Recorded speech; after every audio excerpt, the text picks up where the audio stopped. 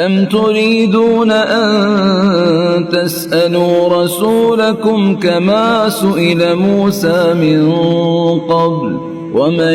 يَتَبَدَّلِ الْكُفْرَ بِالْإِيمَانِ فَقَدْ ضَلَّ سَوَاءَ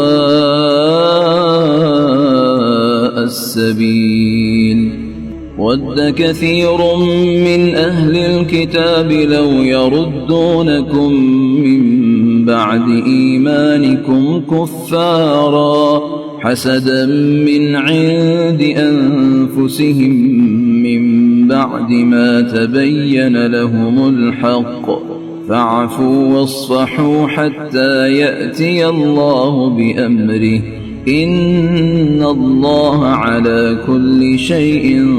قَدِيرٌ وَأَقِيمُوا الصَّلَاةَ وَآتُوا الزَّكَاةَ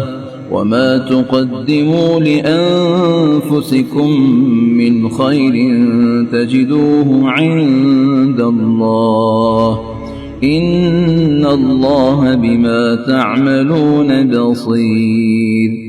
وَقَالُوا لَن يَدْخُلَ الْجَنَّةَ إِلَّا مَن